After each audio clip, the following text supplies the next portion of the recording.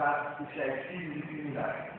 E, nessa lei, se instituiu, então, em primeiro lugar, a chamada composição civil dos danos causados à vítima. Por esse instituto, previsto no artigo 74 da Lei 9.099, ocorrendo um fato ilícito penal, é possível que não se instaure um inquérito policial e muito menos uma ação penal se houver uma composição, um acordo entre o autor do fato e a vítima. Sendo o ilícito penal, o crime de ação penal privada, ou de ação penal pública, dependente de representação da vítima, ou seja, aquelas ações penais que dependem de iniciativa da vítima, quer na queixa, propondo a queixa, quer na ação pública, propondo a representação, e nesses delitos, se houver o acordo entre o autor do fato e a vítima, não se instaura o inquérito policial e não se instaura a ação penal. Também criou a Lei 9.099, agora no artigo 76, o que a doutrina tem chamado de transação penal. Ocorrendo um crime, ainda que de ação penal pública incondicionada, pode não ocorrer a ação penal. Basta que haja aqui um acordo entre o autor do fato e agora o Ministério Público. O Ministério Público pode, segundo a lei, nos casos que estão na competência do Juizado Especial Criminal, oferecer a aplicação de uma pena não privativa de liberdade ou de multa para que não haja processo. Embora em todos os crimes, pelo menos, exista sempre prevista uma pena privativa de liberdade, o autor de um crime de menor potencial ofensivo se safará da ação penal e dessa pena privativa de liberdade se aceitar a proposta do Ministério Público de imposição de uma pena restritiva de direitos ou multa. E o artigo 88 da Lei 9.099 inovou também, e é uma inovação importante, prevendo que, para os crimes de lesão corporal leve, lesão corporal culposa, a ação penal passou a ser dependente de representação. Se a vítima, o ofendido, não quiser, não se instaurará sequer inquérito policial e muito menos a ação penal. Ela depende agora de representação da vítima, né? Casos menos graves, como uma lesão corporal leve ou uma lesão corporal culposa. Dito isso, vamos novamente ao artigo 291, parágrafo 1, que diz que aplica-se aos crimes de lesão corporal culposa, embriaguez ambulante e participação em competição autorizada, os artigos 74, 76 e 88 da Lei 9.099. Está dizendo, portanto, que se aplicam a esses crimes que estão no Código de Trânsito a composição, a transação penal e a representação. Na verdade, aqui é um primeiro equívoco da lei. Né? Parece ela dizer que é necessário também a representação para os crimes de embriaguez ao volante e de participação em competição não autorizada. E eu já vi até decisões nesse sentido. Mas, na verdade, não é isso que ocorre. E por quê? Porque a representação deve ser apresentada pelo ofendido, pela vítima do crime. Ora, nos crimes de embriaguez ambulante e participação em competição não autorizada, se não houver lesões, morte, isso será outros crimes, rural, etc., não há uma vítima determinada. Né? É um crime contra a imunidade pública, né? Como acertou, aliás, no acadêmico, a proteção à imunidade pública.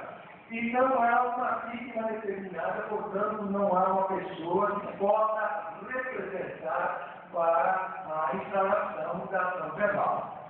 É uma falha da lei, porque ela parece dizer isso, né? Que também, nesses casos, seria necessária a representação. Mas há um obstáculo intransponível, que é justamente esse. Nesse delito, não há uma vítima determinada. E só a vítima é que pode oferecer a representação. Uma parte poderia ser facilmente corrigida, né? Um outro parágrafo, né? Deixar a representação apenas para a lesão corporal culposa.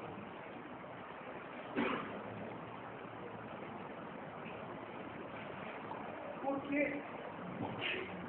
Porque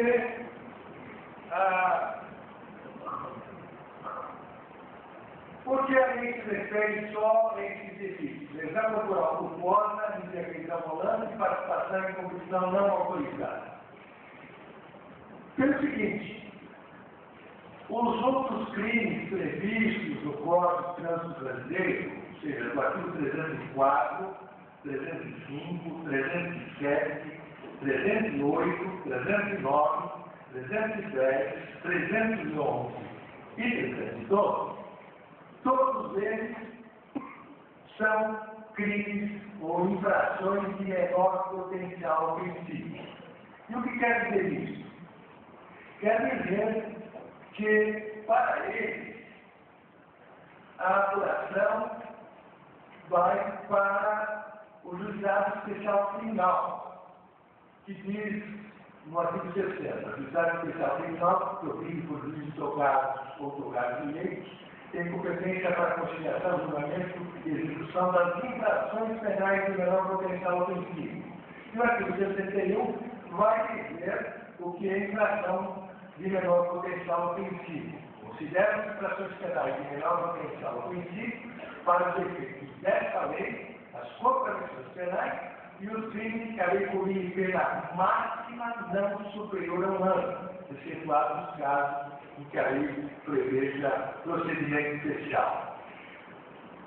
Como eu disse, esses crimes previstos nos artigos que eu citei, eles têm pena até 1 ano, ou seja, são todos objetos de apreciação, processo e julgamento pelo Juizado Especial Criminal, porque são infrações de menor potencial ofensivo. Já o crime de lesão corporal culposa, embriaguez ambulante e participação em competição não autorizada, tem pena máxima superior a 1 ano. Portanto, essas infrações não estão na competência do Juizado Especial Criminal. Mas o legislador entendeu que seria de bom arbítrio fazer com que também para esses delitos se possibilitasse a composição e a transação penal, ainda que não considerados infrações penais de menor potencial ofensivo. Houve discussão a respeito para saber se esses crimes, lesão corporal culposa, etc., passaram a ser infrações penais de menor potencial ofensivo. Elas não passaram, tanto que devem ser apreciados no inquérito policial regular e numa ação penal regular perante o juízo comum.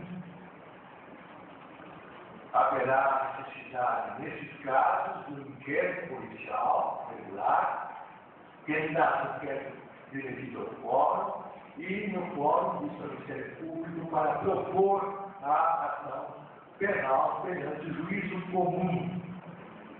Mas diz a lei que nesses delitos se possibilita a composição, se possibilita a transação penal.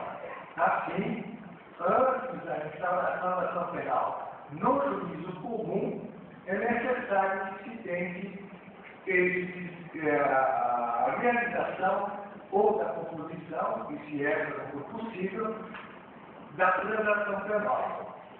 Só depois se possibilitar o acordo entre a vítima e o autor do fato, composição, ou o acordo entre o promotor e o autor do fato, no caso da transação penal, é que se poderá desenvolver o processo penal. Houve também uma arguição de alguns doutrinadores sobre a constitucionalidade ou não desse dispositivo, artigo 291, parágrafo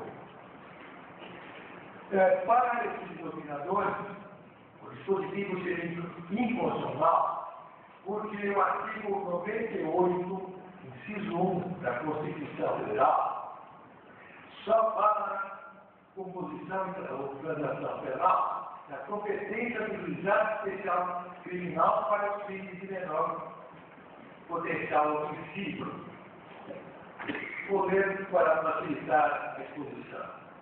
Artigo 98, inciso 1, diz a União, no Distrito Federal do Território dos Estados que é juizados especiais, providos por juízes togados ou togados de lei, competentes para a conciliação, julgamento e execução de causas típicas de menor complexidade e infrações penais de menor potencial ofensivo, mediante procedimentos orais e marítimos permitidos, nas hipóteses previstas em lei, a transação e o julgamento de recursos por turmas de juízes de primeiro grau.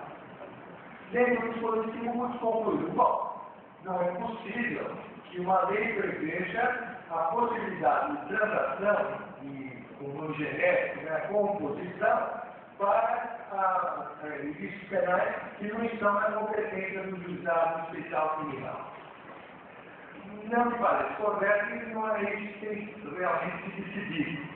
Na verdade, o que o artigo 98, inciso 1 da Constituição Federal prevê é que a criação dos juizados especiais criminais, inclusive por juízes togados ou leigos, permite a composição e a transação.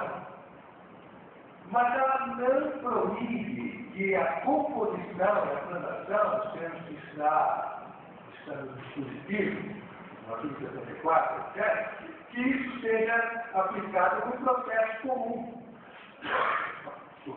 Ao contrário, já a lei tem exceções, mas vejam que o que impediria a composição e a transação do processo comum seria o chamado princípio da obrigatoriedade e o princípio da indisponibilidade da ação penal. Ou seja, os crimes de ação penal pública, funcionário, o promotor é obrigado a oferecer a denúncia.